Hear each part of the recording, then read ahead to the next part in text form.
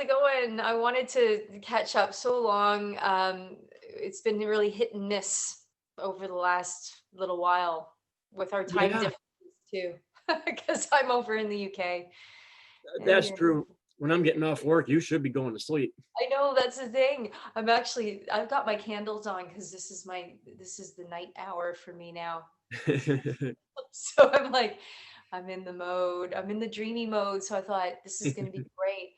I mean, I just love your connection to your explorer mind of your consciousness. And I just think that, when in the times that we've talked, you've had so many experiences that are absolutely mind blowing that I just think they just hold so much value because you just see so much online of people talking about how to do it, how to do the out of body experience, how to lucid dream, but you rarely see or hear about people's personal experiences, and these can be exceptional experiences that really change your shift of thinking and your outlook and your paradigm of thinking, and they can be mind-blowing and reality shaking.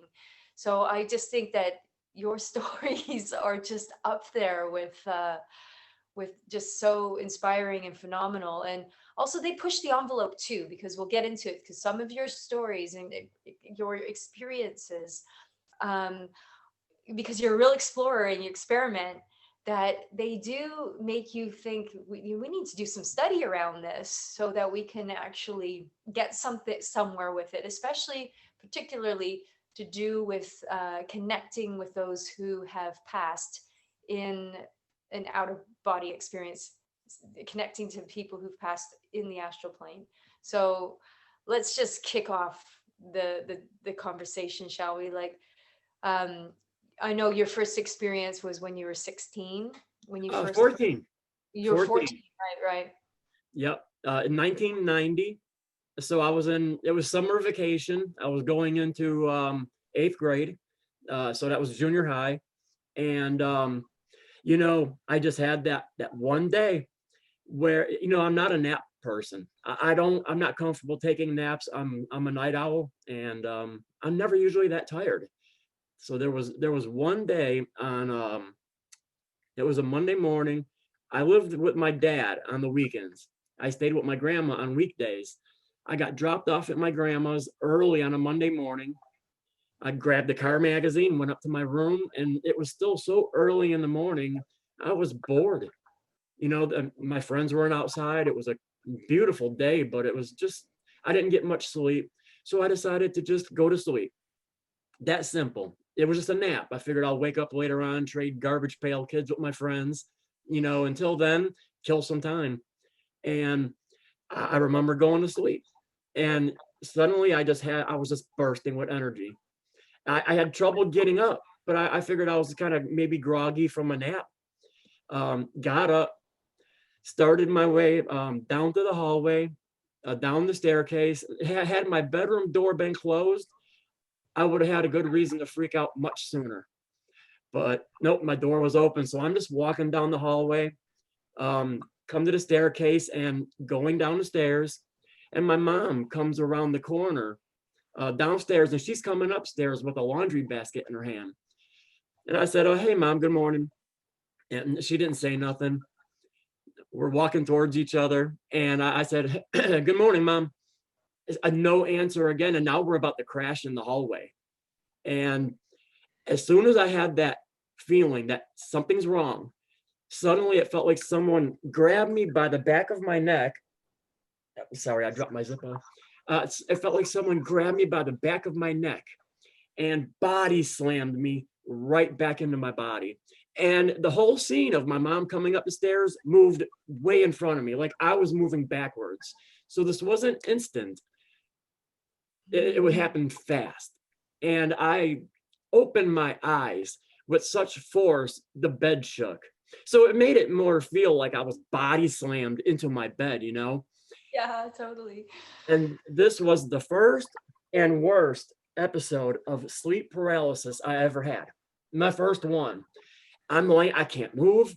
I can't scream. My eyes are open.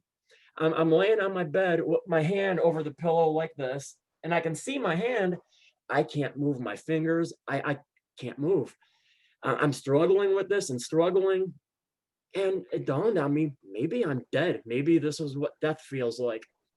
Just a few moments later, my mom comes walking into the room with a laundry basket, places it right next to my bed, takes one look at me. I'm laying there with my eyes wide open. I must have looked dead. She just looked at me, walked out of the room, back down the stairs, left me. Now I'm really freaking out because now my mom just left me for dead, you know? I mean, I know my eyes were open, so I don't know. Still to this day, I'm like, why didn't you check on me? You know, I was trying to scream for her. She's just a couple feet away, not even a whisper. And so now again, I'm struggling with this sleep paralysis all on my own. And I'm seriously thinking this has got to be death. Finally, I start seeing my pinky finger move just a little bit. That's a good sign. They ain't gonna bury me if I'm moving. All it takes is one little part. They ain't gonna bury me. And it took forever to get together enough to get out of that bed. And I just wanted to get away from that bed as fast as I could because I still didn't know what happened. And I'm trying to go down them stairs as fast as I can. And I'm like, Mom, Mom, Mom, Mom. I get down there. She's already in a lazy boy watching soap operas. And she's like, what? And I had to put all this to words in about 15 seconds while I'm pointing and screaming, and she started laughing at me. She's like, relax, you had an out-of-body experience. It's nothing to worry about. People get them all the time. And I was floored. Okay, this has a name. This is known, and my mom knows about it. Yeah, that's really cool. I was gonna say that your mom was just like, yeah, don't worry about it. It was Yeah, just funny. yeah. And the next part was she said people have these all the time. I didn't want them to happen all the time. I'm still learning this world, let alone blur them lines, that was it. And that was about the extent of my mom's information. She took like a psychology course in like some kind of small some college graduate class. I don't know. I don't understand it all, but that was the extent of her knowledge. I come to find out later on when I had real questions. That's actually pretty good knowledge. I mean, because some parents just go like, ah, don't worry about it. It was just a dream or whatever. But Yeah, stop talking weird. at least she gave you like a little bit of a groundwork with, oh yeah, and also to not feel like, don't, people get that a lot all the time, like to make you feel like it's okay, you're not alone, you're not alone in the experience. And that probably sparked a lot of interest for you, obviously, from that point onwards. But was your first initial thought like, that was terrifying, I do not want to have that again? It was exciting, but it was way too terrifying. I felt like I seen something I wasn't supposed to see, like it was an accident. Like, let's all go back to normal and forget that happened. The only other person actually in the same house was my grandma. I had told her about that. And she looked at me, she said, oh, congratulations. I'm like, no, don't congratulate me. That's a screwed up thing to say. Help. I need an adult.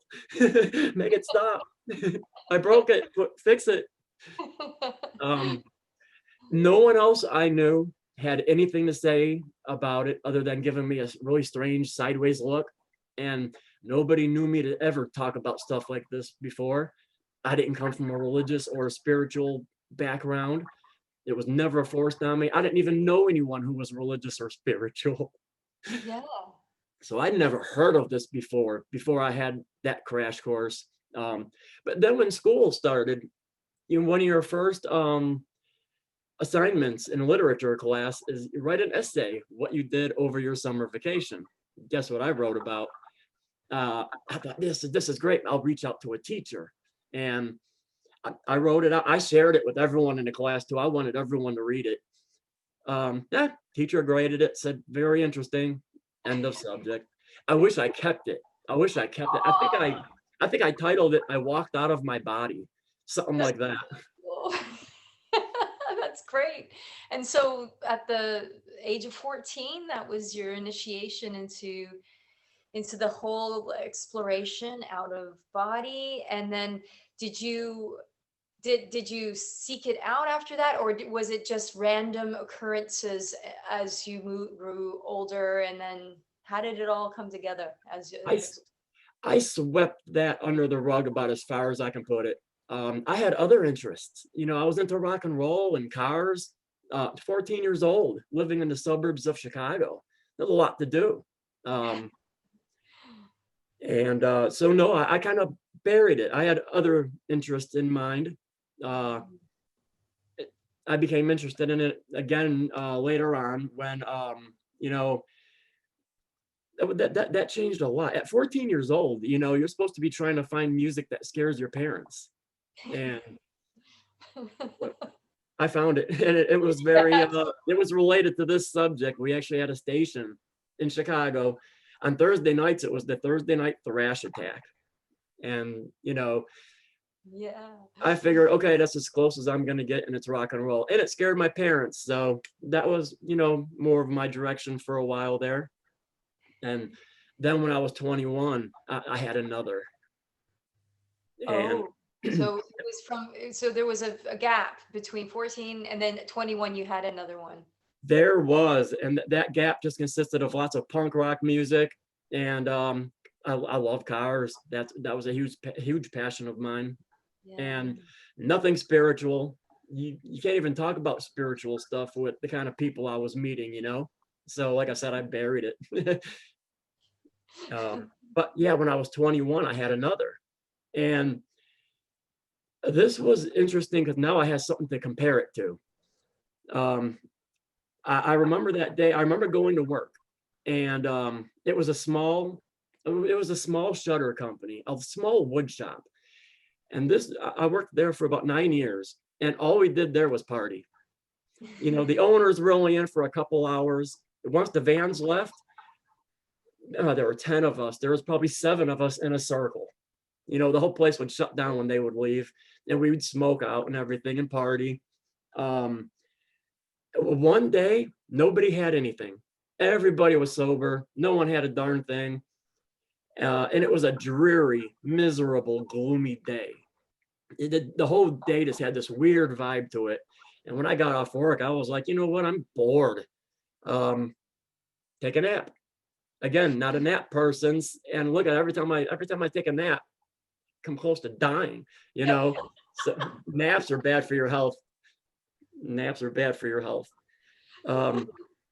So at this point, my bedroom was, I didn't have any windows in this room. I came home, didn't have no money for beer, didn't have no weed. That's the way I was when I was 21.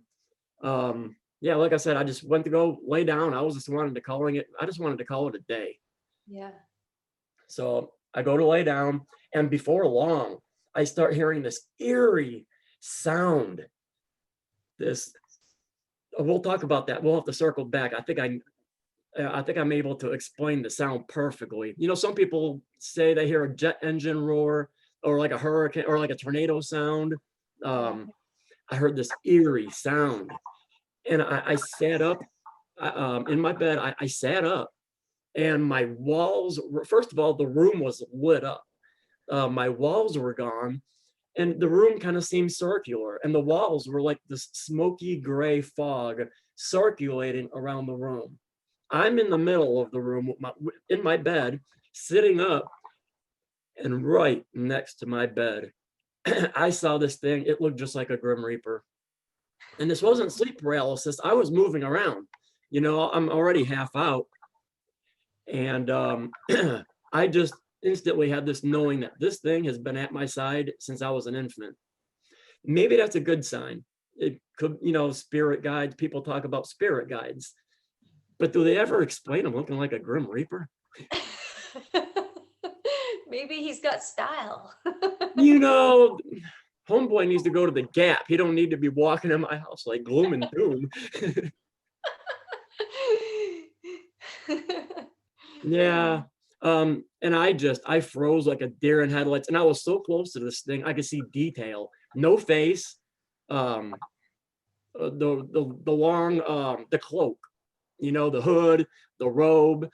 I wouldn't say it was jet black, but like a gray, maybe not even charcoal gray, but very gray. And Yeah. its wings, it had wings that were folded down behind it, and each feather had life. Each feather was kind of swaying like there was a breeze in the room. I was just so paralyzed with fear. I was a deer in headlights. And that's not the first time that thing was going to do that to me. Spoiler alert. Oh Oh, wow. you're So supposed it to say happened a spoiler few alert times. first. Hmm? So a few times that he made an appearance. Yeah, you're going to meet him again in a little bit. Oh wow. So He at plays, 21, you meet him for the first time. yeah. And now this time I was really shook. The first one, okay, I saw my mom with a laundry basket, big whoop, ain't too scary. I don't know, maybe you ain't seen my mom, maybe that's scary enough for you, but this time, this time, that was really scary. And I come back from that experience shook. I mean, I was shaking for a couple of weeks. Just everywhere, just privacy is an illusion. We are not ever alone. Someone's always watching us. So did you have an exchange with this entity at all? Did you say, who are you? What are you? You just observed and just felt and then just got back into your body. Never once did we converse. I just trusted that primal fear in the pit of my stomach. Yeah.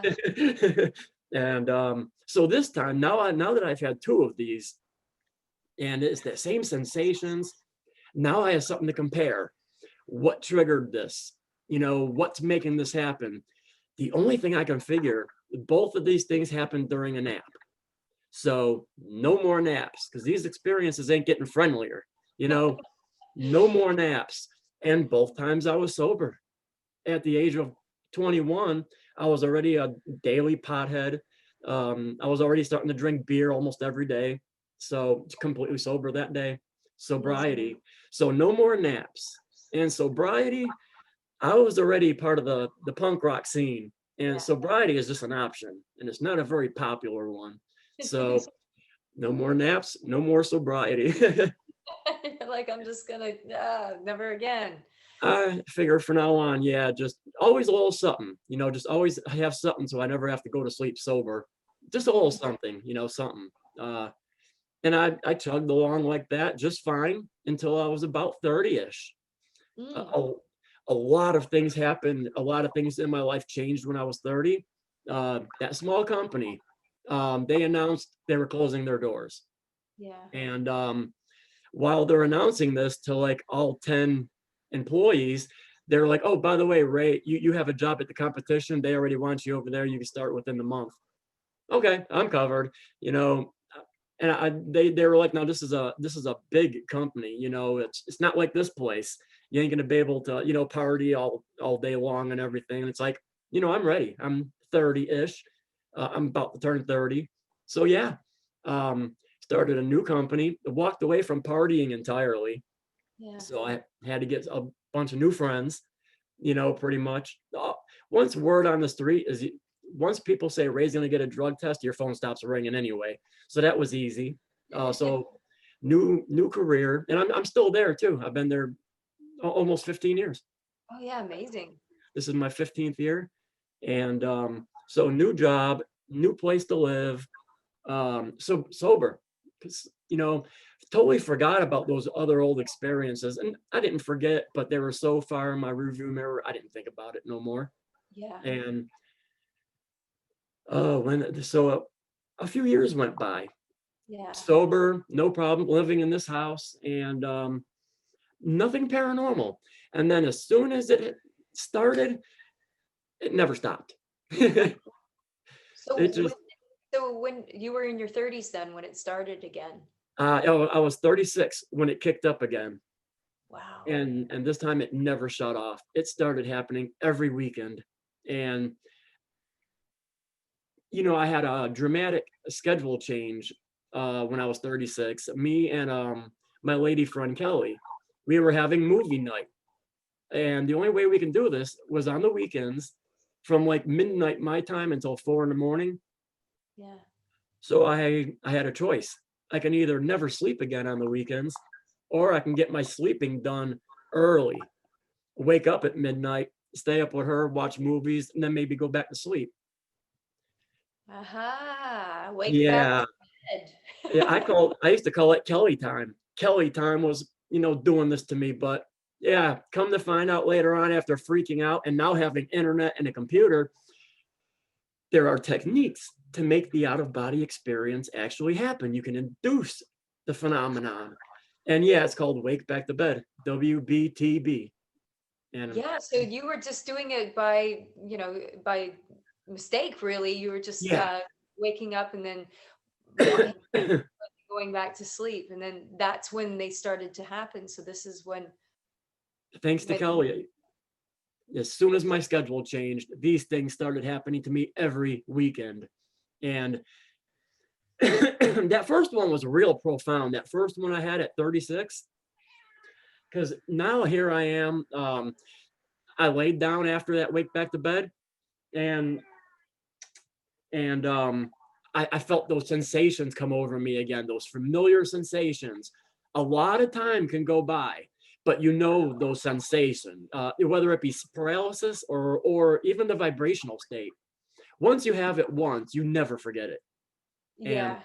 I was laying there and I felt that coming over me, after going back to bed. And I Wow. thought, no, no, no, no, no, this ain't happening. This ain't happening. So I got up out of bed and I went to go walk it off. I figured I'll walk it off and then lay back down later on, just a fluke. And as soon as I got up, again, the room was lit up. The room was bright and there was no light source. Everything was white. It was like a spotlight. It was like a floodlight over my room. It was Yeah. really bright. And I'm thinking to myself, wait a minute, wait a minute, wait a minute. I feel really good now. And I was feeling kind of weird a minute ago. And the last time this happened, uh-oh, I actually thought to myself, my little thought bubble said, uh-oh. And I slowly turned around, looked at my bed. There I was laying in the bed. This is my first time seeing myself. That's amazing. And I saw my face and I saw myself laying there, and there was no panic. It was almost suddenly I started realizing I'm wide awake. I'm conscious right now. And I feel this doesn't feel abnormal. This actually feels natural. In fact, it doesn't even feel weird. It feels familiar. And I started Wow. realizing when I'm in that body, I'm an alien. I'm a biological alien walking a planet. But at that moment, I felt like I was really seeing myself for the first time ever. Wow. That's powerful. That's That powerful. that packed a punch. That was really profound, and it really never. For the most part, it didn't really get too scary. I felt like I was doing something natural. But then when it started happening every weekend, I'm starting to think, well, maybe is this like a warning? Am I about to die or something? Is it a gift? Am I special? Yeah, come to find out, I ain't special at all. A lot of people do this. It's just a lot of us usually keep our mouths shut about it. True, but your experiences are special, and it's incredible to hear them, especially to hear the evolution and the timeline and how these things can can just spontaneously they just happen at times, and then as you're learning, you realize, oh, that my sleeping schedule and the wake back to bed seems to be part of the triggering of it. And I mean, we're talking about this is way before there's information online and the internet and whatnot. There wasn't a lot of information because we're around the same age, right? So Yeah, there wasn't a lot to go by. Like I certainly didn't have any. I didn't even know what to call some of it. I didn't even know what to call lucid dreams when I was a teenager. I was like, the dreams you can control. And even if you go to the library back in the olden times, when everything, there's not much there. So it's interesting hearing your experiences because you had to work it out, and you, through your own little detective work, just seems to work it out. So you probably, especially when you started observing the sensations and realizing like it's the sounds that you get and the hypnagogic, the vibrations that you get, and even the like the lit up room, which the astral plane has a different look, a different glow, a different coloring. And even, would you say that you were on your back as well? Because a lot of people experience this when they're laying Yes. Yeah. on their backs. Anytime now that I do it intentionally, once I learned the techniques and I saw other people say do it on your back, that's the easiest way to induce sleep paralysis. It's harder to fall asleep that way. And this whole thing is mind awake, body asleep. So laying on the back will prevent you from falling asleep. It'll help. It'll help you from falling asleep, even if you got to lay there 3 hours. Trust me, I know. So when you started becoming comfortable, like at age 36 and moving forward, becoming comfortable with the experience, and it was happening like every weekend, did you start to have goals? Like, okay, I'm going to go explore in this new space outside of my body. Uh, did you start to have this exploratory kind of like goals when you got out of body? I would have some like that. That's a good question, by the way, because I spent a lot of those first ones right here in my room, just doing parlor tricks. Wow, look, my hand can go through a wall, or floating, just floating through the ceiling, and actually feeling how the stucco feels different than the wood and the rafters, and how that feels different from the insulation, and how that feels different from the shingles. Moving slowly, a lot of parlor tricks, lots of floating. And when you feel like flying, there's no limits. Once you start, you don't stop. You're just doing a million miles an hour through the cosmos. You don't even see Earth no more.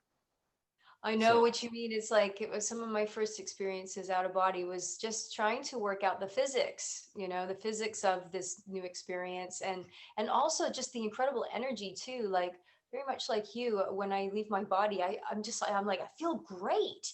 Like I feel like I'm on, like I'm supercharged. I have like so much energy. I'm almost like really hyperactive. Like I'm bouncing around like a little kid, like yeah, like a pixie. I'm like, yeah, it just feels yeah. amazing. And then understanding how to work with the environment. So when do you think you started like deciding to leave your room and go beyond and Oh, pretty early on, I was already having some where I was going to the moon, finding the moon rover. And I'm thinking to myself, I went through that phase where I'm trying to prove this to myself scientifically. How can I make this tangible and objective, here in physical 3D reality? And I kept trying to not go for the moon rover. I kept going right through it. And I was like, damn it, I can't do it unless I'm physical. So yeah, but I've had plenty of excursions way out there. I've hit borders. I've hit borders where I've apparently hit like someone else's glass floor, and I couldn't go any further. Um, so then I just kind of skimmed the fence line, and I can't see the barrier, but now I can sense it. You hit it. You're doing a million miles an hour, and now you're doing zero. It doesn't hurt. It stops you in your tracks real quick, and you know how fast you can go. you can go fast. It's incredible. And also, there's this knowing that you only have a finite amount of time when you've left your body. Like it's a bit like you're a deep sea diver and you're doing it without an oxygen tank, and you decide to hold your breath and dive down deep to the bottom of to explore the bottom of a seabed or a lake. Yep. Okay, I only have a certain amount of time, and then I'm going to have to come back, or I will physics will pull me back because of how we are biologically. So haven't you noticed that too, that when you're out, let's get something done, let's do something, because it's not going to be very long. How long do you think you've been out of your body? Oh, sometimes I've been out so long, I started wondering if maybe I died and didn't know I transitioned. uh, Sometimes, but that's the exception, not the rule. Every time I get out of body, first thing I say is time is of the essence. There's only a certain amount of time, and if you try to prolong it, you could forget the whole thing. It's for me, it's better to actually jump back in my body and have the memory, and then my conscious mind records everything that way. But yeah. you always want to go that extra mile. You always want to do a little more, and then you prolong it until the environment starts to fall apart and you're starting to lose consciousness. And then if you prolong it any further, you're going to forget something. So yeah, to answer your question, all the time I feel like I'm under pressure to hurry up not because there's like an expiration on the body, just because the body snaps you back. Your Yes. body says, now you're coming back, now recess is over. Yeah, you've had enough. You're only allowed out there for a certain amount of time, and then Yeah, recess. back. And so, as your evolution moved forward, how did it deepen into a practice? Because I know that these things were happening arbitrarily, like over the course of weekends and moving forward. Did you quickly start to realize, like, okay, maybe I should make a practice of this, or should I look and see if I can find other people who are experiencing the same? Did you just go off on your own for a really long time, just developing your own practice, or did you dive into a community at one Yeah, point? the internet was not much help. I wasn't digging right into books. I tried books. I tried a couple of books. I figured the best thing for me is to start at the beginner's level. So I picked up Astral Travel for beginners and Astral Projection for beginners. I figure let's tackle kindergarten before we try grade school here, because I don't know. I still don't know what I'm messing with. I don't know, what can happen to me. Um, and real quick, I laughed at both of those. I still have them. I haven't given them away because they're not worth giving away. Maybe one day I might need toilet paper. you know, Really, they they, didn't help you at all. they are so fear based. It looked like the authors, one of them, the author was trying to make money off of the fear of it all, and Oh, right, yeah. and as I was already making real good progress, and I was just laughing at these. I still finished them, read them with an open mind, didn't get any information. The best help I had was Facebook groups, Astral Projection Facebook group. Yeah, amazing. And with your connections with others and then deepening your practice, did it help deepen your exploration out of body? It helped me to understand. I wasn't exactly contacting a lot of people. I just went to the group, got accepted, and I just sat here and read everything everyone else had posted. I didn't want to jump in there and ask rookie questions, and I'm glad I didn't, because every day there's some new guy in there. What if I get possessed? What if I can't find my way back to the body? Every day with these questions. You think people would do some basic research before joining a group? So I read everything. I read every post. I read every comment.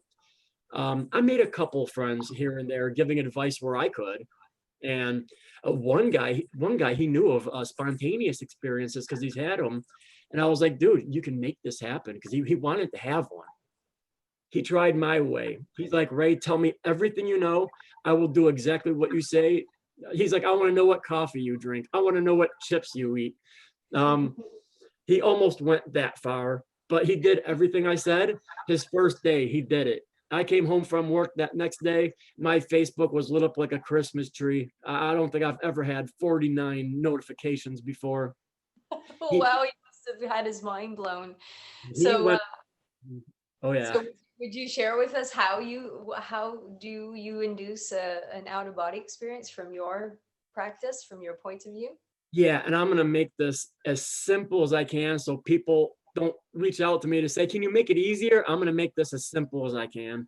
You get your sleeping done out of the way first, so you're not tired later on. Then when you wake up, yeah, experts say only do awake back to bed, only stay awake for 20 minutes to an hour. I'm here, I'm watching, two movies. I'm up for a few hours. Um, if I feel really tired, I'll drink coffee. If I if I feel wide awake, I'll try to prolong it until I feel like I can relax. Then I lay back down on my back, arms out to the side, and you don't move. My technique is called, what did we call it? Don't effing move. Yeah, yeah, you did tell me that. You're like, If definitely. you if you stay still long enough, your mind will think your body went to sleep, because you're still getting these signals. It's your nose, it's your forehead, it's your chin, and any meditator will tell you that god awful itch. You're trying to stay still, and all of a sudden there's that small itch, and it's like the end of the world at the moment. You just want to scrape it with a rake. And so yeah, You stay very still. You resist any itching. That's how still you got to stay. You can't be itching every few minutes. Your mind will know your body's still awake. And once you stop moving and you just kind of relax, eventually, your legs will kick. You'll get hypnagogic imagery, which is just the flashing of lights behind your closed eyes. You may even get some audio with the hypnagogic visuals, and that's it. There are other people say, oh, that takes too long. That's my way. That's what works for me. And if it ain't broke, don't fix it. So I just lay completely still and I just wait. Sometimes you only got to wait 20 minutes. But that first cycle of sleep is supposed to kick in after 90 minutes. So I guess it just depends on how tired you are, but you got to stay awake. You got to stay awake. Sometimes you even got to train yourself to stay awake. Just every night when you go to sleep at night, take that same stance and prop your arm up like this by your elbow. So you're laying flat and you have one arm propped up on your elbow straight up. And as you start to drift off, your arm will fall and you'll catch yourself. And you can train yourself to stay awake. And eventually you'll go into paralysis easier that way. Did I answer your question? Yeah. So just maybe explain what paralysis feels like. I know what it feels like, and it can be different for everyone. So at what point do you go, okay, now it's time for me to exit my body? What sensations and what are you feeling during that time? You have two different ways. If you're unlucky, you'll get sleep paralysis, which starts at the feet and pulsates its way up your body. It'll feel like this. It'll feel whatever part you're feeling. It feels like rigor mortis. It feels like that part of your body is sinking in quicksand and it's moving upwards, and it moves in a pulse, like a heartbeat. And that's one way. It's easy to freak out. I still do from time to time. If you're lucky, you get the vibrations, which seems to start like 2 inches above my head and shoots through me downwards like lightning. And this feels like electricity. This is pure energy, and there's no mistaking that for anything else. And it'll feel like an earthquake in the room. So some people are like, well, how will I know if I'm in the vibrational state? You'll know. You won't have to ask. One time is all that takes. You'll know real quick. And so those are the two best ways. And I used to think they were the same, but no, sleep paralysis is much scarier. Now, everything I've learned about astral projection was very instinctive. But the only part that you're going to want to be armed with actual information is sleep paralysis. This way, when you get it, you realize it's no big deal. You know what it is. It's not some metaphysical phenomenon. It's naturally, it happens within all of us every day. So it's nothing supernatural happening, nothing bad's happening to you. It's just the body shutting down so we don't act out our dreams. This isn't subjective, it's not like, hey, with a wink and a nod, hey, we know what it is.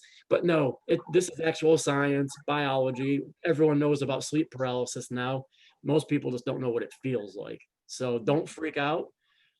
That's the one part of all this. Be armed with information, because when that happens, you'll be able to quickly say, oh, this is what Ray was talking about. It's no big deal. I know about this.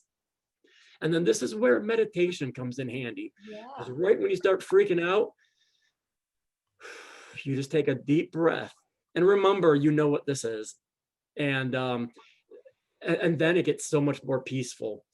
Now you can still leave the body panicking, but that's not as much fun. But either way, the vibrations, paralysis, either one of those are happening, you can get out of your body. All you need is an exit technique. And for me, it's like no different than getting out of bed to walk it off.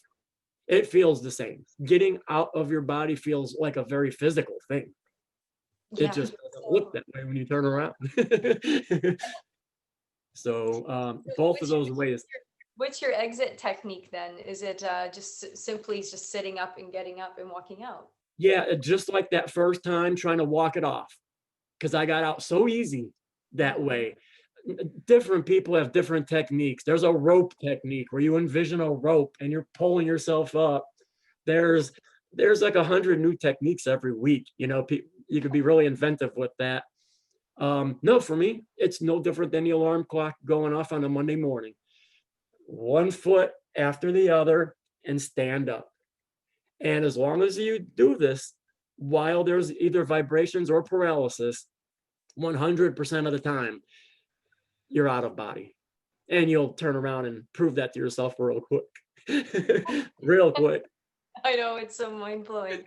And have you ever noticed, like I've noticed this before, but I was wondering if you had maybe similar experiences, that the astral plane has weather. Like, do you ever feel that sometimes it's very difficult to, when you get out of your body, there's like high winds and there's like, there's chaos in the room and it's like, whoa, it's like you're trying to like get through to the other side of the room in this high velocity wind.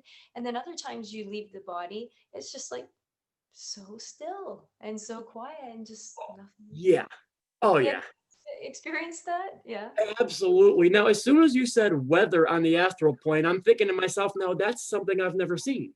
I don't remember seeing really sunlight or night skies or thunderstorms or really anything like that. But getting out of body, one of three things are going to happen. Either I'm going to have what I call a boots on the ground experience, where I'm standing in my room and I'm not being pushed around by the wind, or I'm being pushed around by the wind. And it's like it's like watching some kind of exorcism movie where the person who's possessed is like all of a sudden up there on the wall and spinning around from wall to wall, or and making this terrible noise. It feels like that and it looks like that. So yeah, I get that whirlwind, and I can't hold myself down when that happens. There's a tornado in this room right above my bed and I'm in the center of it. And yeah, I've been thrown on all these walls more than once. Yeah, so there is, like, I call it astral weather, but it's not like weather like we would know, the sun shining and the breeze blowing. It's like an energetic weather. It It's like is middle the of a current. vortex. Pardon? It's a current. Yeah, it's It's like a, a yeah. circulative current. And sometimes it's not there. So sometimes you can leave your body and it's just really neutral zone, just completely quiet and not much going. And then other times it's you got the vortex and you're being Yeah. thrown around it. Well, I'm suspicious that I wonder if maybe we're not getting that whirlwind sensation, because usually I have a boots on the ground experience where I'm in control. I'm in my bedroom. Everything looks fine. I can stand. I can do whatever. Other times I'll float up into what some people would call a tunnel. To me, it looks like an eye of a hurricane above my bed. I don't know if it's 4 feet or 100 miles, but when you're out of body, it's right there. And it's like you just want to go through the center of it. And the side walls, for me, rotate, just like how that room did that one time during that second experience.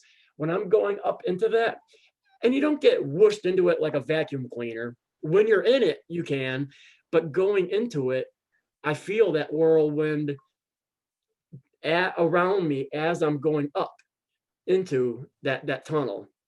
So it could just be that we're experiencing a half and half sensation when we're getting thrown around like that. That's the best I can figure. Yeah, it's so interesting, isn't it? And it's one that I always write down whenever I record my experiences. I always talk about the weather, what the weather was like, and and I mean, yeah, now I get what you mean by weather. That's a good word for it, really. It feels like a tornado. astral weather. Let's talk about some experiences in the astral plane, because I know a lot of people, like we talked about the caped figure that was. Oh yeah, you're about to meet him again. And so let's get on to meeting what would seem as like sentient beings or thought forms or entities or ghosts in the astral plane. Spirit guides, hitchhikers, I have no idea, but this thing has shown me before free will. It has shown me I can piss it off. So I get a response. That don't happen in a lucid dream. That only happens in an out of body experience. That's like something else having free will, making its own decisions. And when you piss someone off over there, they do get mad, you know? So yeah, you want me to explain about that robe thing? I'm very interested. Yeah. So when did that come back into your experience? Not soon after I turned 36 and started having these. I was having really awesome experiences until I'd be in my room and I'd notice I wasn't alone in this room. That same thing I saw when I was 21, I'm seeing it again. And it's not that close to me. It's always in the corner of the room. In fact, I got so tired of seeing it there, I actually put a bookshelf there, and that's where I keep all my astral projection books. I tried evicting that thing out of its spot. But I kept seeing it, and it kept triggering this fear or flight sensation inside of me. And for 3 whole years, I picked flight. I would see it and I'd say, nope. And I would just dive back into my body to make the experience end. Or I would just fly away and get as far away from this room as I can. Those were my go. This kept happening for 3 years, over 100 experiences where this thing is just standing there watching me. Wow. And it always gave me that primal fear. You know, if it's a good thing, you're supposed to have a good feeling about it. Now, other people report this thing in the literature. Albert Taylor in Soul Traveler, and he's credible. I'm just a painter in Jacksonville. This dude, he's a NASA employee.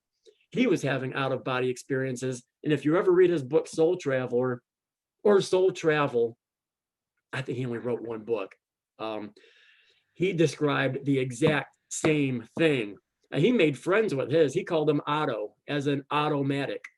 As in every time he would have an out-of-body experience, this thing would automatically show up. He made friends with Otto. Me, I'm still running from it, you know. Finally, it was a real spiritual friend of mine in Georgia, Rachel. I told her about this. And at this point, there was no one else I could have an actual voice conversation with about this. Long story short, her advice to me was approach it. You're going to have to approach it. She said, approach it with love. I said, Rachel, that ain't happening. That I'm not doing that. She said, well, you'll have to do something, you know, maybe stand up for yourself. I was like, all right, well, I'll play it by ear. That next weekend, which was Halloween, the weekend of Halloween, the weekend closest to Halloween in 2015, just like a million times before, here's the vibrations. I get out, I'm feeling great. I'm feeling wonderful. I'm actually standing right here. This is back when I used to exit on this side of the bed. That changed for some reason. I'm feeling great. And there's that thing in the corner of my room just standing there again. And I felt like someone who'd been bullied by someone for the last time. This is it. I'm going to get an answer. I charged it. I walked around my bed, approached it, and this is the first time I ever seen it move. Out of all these times, this thing always stood still. As I'm approaching it fast, it braced itself. And when I went to go push it, like I was going to push it out of my house, when I made contact with it, there was a flash of white light. I don't know where that came from. We have a lot more to talk about later on with flashes of bright light. And that thing just went flying right through my closed bedroom door. He was gone. I looked at my hands and I like, what did I just do? I felt so powerful. I finally beat up my bully, you know, and it felt so good. I wanted to do it again.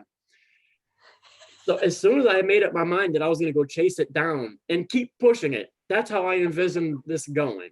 My intention was to finish the job, and I was positive I could do it. That was my intent. I was positive I could do it. As soon as I made up my mind to go and follow it, it came right back through that door. And when it came flying through that door, I don't remember it making contact with me. All I heard was a loud gunshot sound, like a garage door slamming. And I was on the ground. I was on the ground looking up. And I went from intense fear to a peaceful, accepting calm real quick. And I was like, That's it. I did it now. That's it. There's no going back. This was an experience I thought I'd never be able to share. I thought I died. And I don't know where it went, but it took me down. And my first thought was the people that I've talked to over the last few years. Hey, Ray, what are you into? Well, I'm into this astral projection thing. And some people were like, don't mess with that. No, shut up, Ray. And it's like, oh, you don't believe me? And it's like, no. Some people were like, I believe you. You don't know what you're messing with. Stop it. And these are people who I would never assume would know such thing, but nothing but warnings from quite a few people.